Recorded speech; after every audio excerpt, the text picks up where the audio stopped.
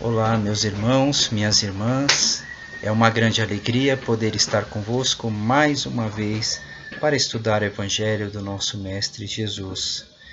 Que os bons espíritos, nestes minutos em que passaremos aqui, estejam conosco, nos inspirem, nos amparem, nos tragam serenidade, paz e a condição, a capacidade de compreender estes ensinamentos e colocarmos em prática em nossa vida. Que assim seja, graças a Deus. Mais uma vez, meus irmãos, nós estamos aqui para estudar o livro Caminho, Verdade e Vida, do qual é o capítulo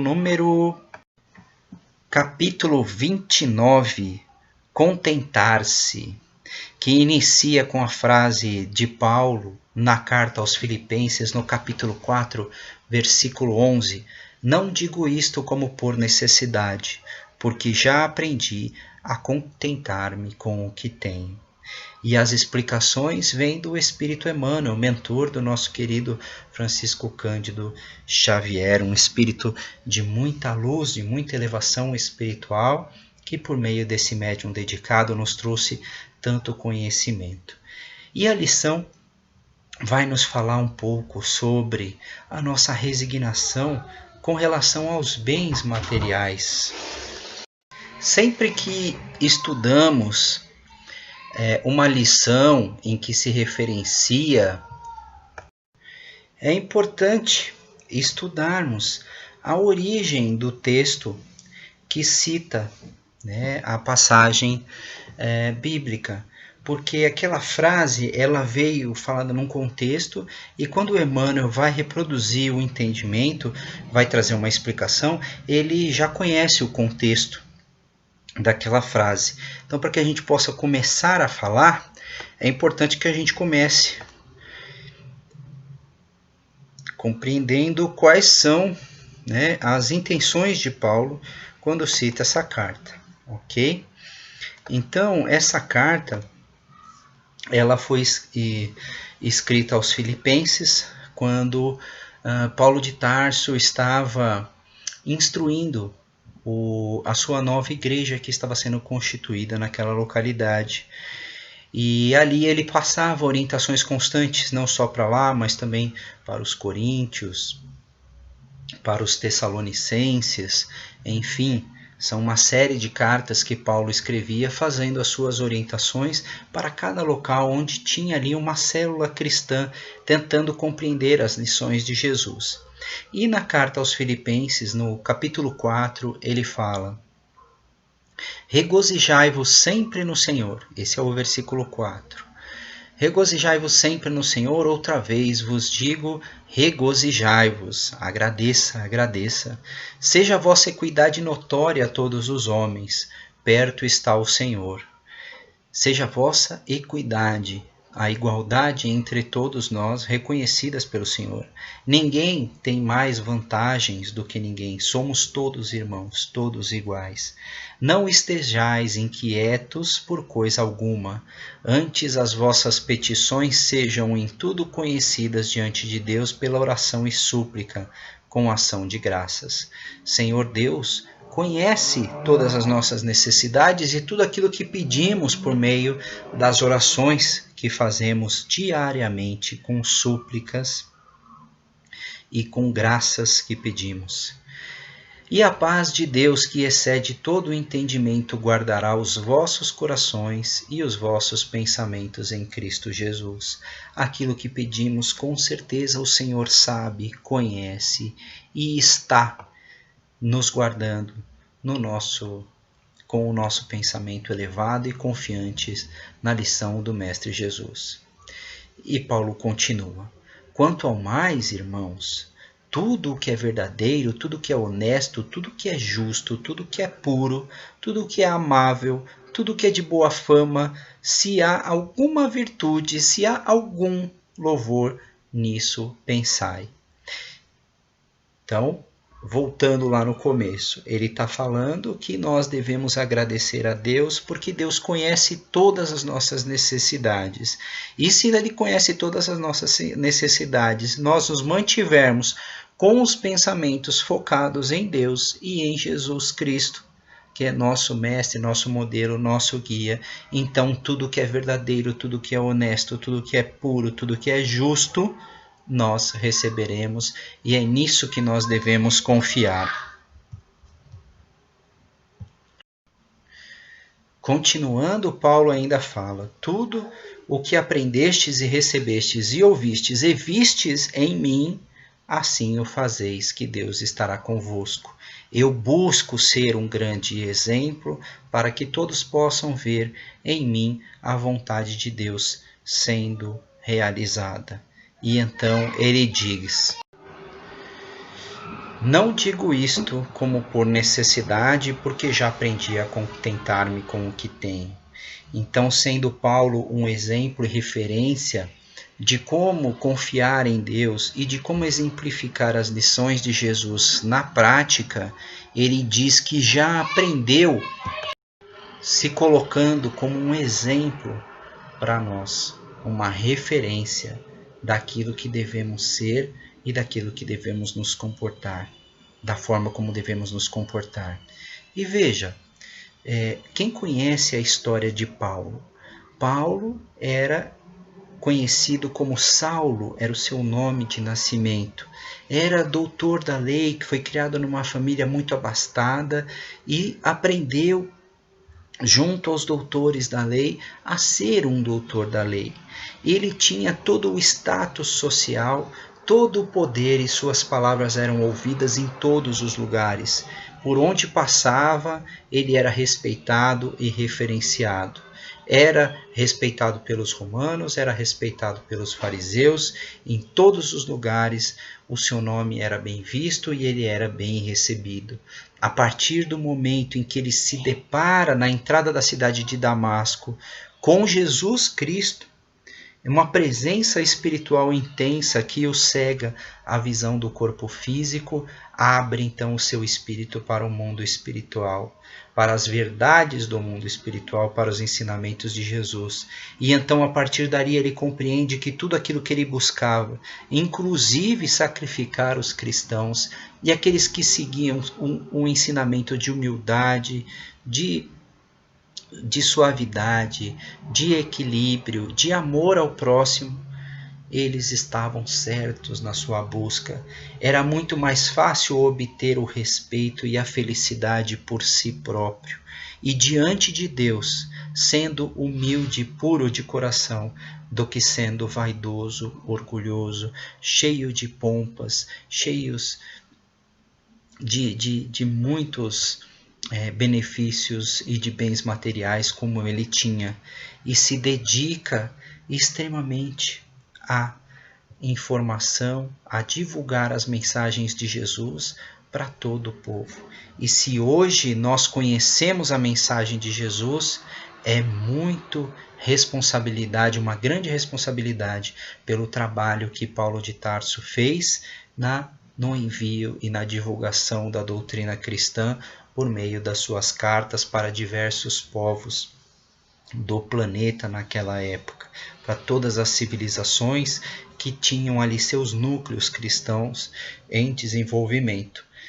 E se nós hoje temos conhecimento, uma grande parte, temos conhecimento de quem foi Jesus, do que ele fez, Paulo é um dos maiores responsáveis por este conhecimento ter chegado até nós, principalmente de uma forma tão lógica e racional, explicando o quanto que o amor e a confiança em Deus nos trazem a verdadeira felicidade, e os bens materiais e o apego aos bens materiais e a sedução da matéria e aos desejos nos afastam da nossa verdadeira felicidade. E o Espiritismo diz o quê? Fora da caridade não há salvação. Para nós espíritas, a salvação é um estado pleno de felicidade e que só é atingido por meio da prática da caridade pura, que é a bondade, a benevolência e o perdão em ação. Essa é a nossa destinação neste planeta. Mas para isso nós precisamos nos contentar, como Paulo de Tarso se contentou quando se viu diante da verdade do mundo espiritual e dos ensinamentos de Jesus de Nazaré.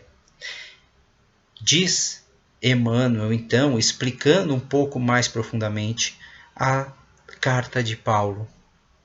A vida simples, condição da felicidade relativa que o planeta pode oferecer, foi esquecida pela generalidade dos homens. Esmagadora percentagem das súplicas terrestres não consegue avançar além do seu acanhado âmbito de origem. Emmanuel alertando já logo no primeiro parágrafo, dizendo que a maioria de nós vive angustiada por causa dessa busca constante que nós apenas fazemos por meios dos bens materiais, daquilo que a matéria nos oferece, dando pouca atenção para a felicidade da alma e das coisas do espírito. Pedindo a Deus absurdos estranhos, raras pessoas se contentam com o material recebido para a solução de suas necessidades. Raríssimas pede apenas o pão de cada dia, como símbolo das aquisições indispensáveis. Essa necessidade incansável que temos de sempre precisarmos de mais alguma coisa, parece que tem sempre algo faltando na nossa vida. Desde que a gente acorda de manhã, muitos de nós já busca ou contentar alguma pessoa, ou atender a um determinado pedido, em busca de uma conquista que é incessante, ela não termina. Eu preciso saber mais, eu preciso trabalhar mais, eu preciso receber mais, esse meu salário esse mês não deu. Enquanto que o pensamento que Paulo nos instiga a ter e que é explicado por Emmanuel é que a gratidão é o processo que nos leva para a evolução, para conquistarmos aquilo que queremos. Quanto mais agradecemos, mais recebemos. Quanto mais nós lembramos de que nós temos tudo aquilo que precisamos, mais nós recebemos, porque nos qualifica para trabalharmos com mais e mais bens e fazer a distribuição. Nos qualifica para distribuirmos melhor os bens, nos qualifica para identificarmos aquilo que realmente necessitamos e o que está sendo demais. Diante da realidade atual, principalmente de nós que somos brasileiros e que as grandes conquistas materiais vêm por meio de muita dedicação, é isso que Paulo nos instiga a ser dedicados com aquilo que temos, agradecidos não simplesmente pelo que recebemos, mas, por exemplo, pelo trabalho que temos hoje a oportunidade de realizar, ou pela busca que estamos fazendo de uma nova oportunidade de trabalho. Agradecer sempre, agradecer a oportunidade de estar vivo e respirando, muitas vezes sem nenhuma doença no corpo físico, com a possibilidade de enxergar, de ouvir, de falar, de caminhar. Nós agimos como se Deus fosse obrigado a nos dar todas essas coisas, porém Ele nos dá por misericórdia, para que possamos com todas essas qualidades realizarmos um trabalho dentro do planeta, dentro da matéria, um trabalho de evolução, de purificação nossa. Ora, se nós usarmos esse tempo apenas para conquistar mais bens materiais, uma hora o nosso tempo termina de encarnação. E então, ao chegar o momento de retorno à pátria espiritual, do que nós realmente daremos contas? Do que nós realmente vamos dizer que fizemos? Angariamos mais bens materiais ou angariamos valores, virtudes espirituais? Lembre-se do que Paulo disse na carta. Tudo aquilo que é belo, tudo aquilo que é justo, tudo aquilo que é verdadeiro, tudo aquilo que é puro, nisso mantém os seus pensamentos. Isso é o que me traz as virtudes que preciso para me credenciar ao mundo espiritual com maior leveza no coração. E hoje nós vemos tantos leitos que abrigam pessoas já em estado terminal. O que dizem essas pessoas? Que lamentam o tesouro que deixam, que lamentam os bens imóveis que deixam, os carros, as roupas? Não. Todas elas, segundo uma enfermeira americana que relatou ela era especialista em cuidados paliativos, relatou que dos seus pacientes, os maiores desejos eram poder ter ficado mais tempo junto com aquelas pessoas que amavam, ter conversado mais, ter perdoado as pessoas que lhe fizeram mal e que ela fez mal também, de pedir perdão. Ou seja, aquilo que as pessoas, quando estão próximo do momento de desencarnar, de deixar a vida, pensam, já nos dando um sinal, não é aquilo que elas conquistam materialmente ou as coisas materiais que vão ficar aqui. O que elas mais lamentam é não terem tido bons relacionamentos com as pessoas que ficaram. E para isso não precisava de bens, não precisava de matéria, não precisava de carro, de roupa, só precisava de um pouco de tempo para se dedicar a esse amor.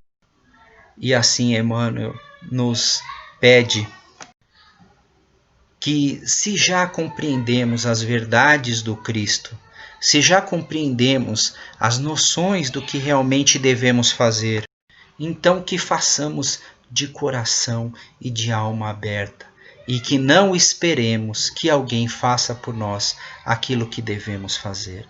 Consciência, meus irmãos, diante das dificuldades, confiemos em Deus, em Jesus, que Ele fará por nós aquilo que necessitamos para podermos evoluir. E evoluir é a única coisa que nos credenciará para o momento do desencarne estarmos com a consciência tranquila e leve e retornarmos ao plano espiritual, revermos os nossos parentes, amigos, com a sensação de dever cumprido. É disso que precisamos, confiança em Deus. Tudo que nos for necessário, Ele nos proverá. Chega de insegurança, chega de depressão, chega de ansiedade desnecessária. O Senhor está conosco e de tudo aquilo que necessitamos, Ele já tem feito por nós, mas nós ainda não conseguimos reconhecer e ainda fará cada vez mais. Apenas mantenhamos, como o nosso irmão Paulo nos orientou, o pensamento naquilo que é bom, naquilo que é justo, naquilo que é puro. Confiemos em Deus. E após tanto aprendermos, confiemos em Deus. As nossas energias que possam ser emanadas por meio das vibrações, envolvendo a todos aqueles nossos irmãos que estão nos hospitais, aguardando a cura. Senhor, que eles possam ser curados ainda hoje o quanto antes, estarem livres do sofrimento e da dor. Mas se não for possível na data de hoje, que eles tenham ao menos uma noite de paz, sem sofrimento. Que suas famílias, na angústia de resultados, de melhora, possam ser acalmados pela confiança que devemos ter em Deus, que é nosso Pai, e de nada faz para nos prejudicar, apenas para nos ajudar, de que todas as situações e todos os esclarecimentos irão se encaixar no devido momento, na devida hora. Senhor, te agradecemos pela oportunidade do Evangelho que nos é concedida para o nosso estudo. Obrigado a Paulo de Tarso, que divulgou os ensinamentos de Jesus até chegar até nós, com tanta clareza, com tantas explicações e dando o exemplo da sua reforma interior, elevando-se cada vez mais para mais próximo do Mestre. Obrigado a todos que tiveram a paciência de nos acompanhar até agora, que sejam envolvidos pelas bênçãos do nosso Mestre e fiquem em paz. Que assim seja.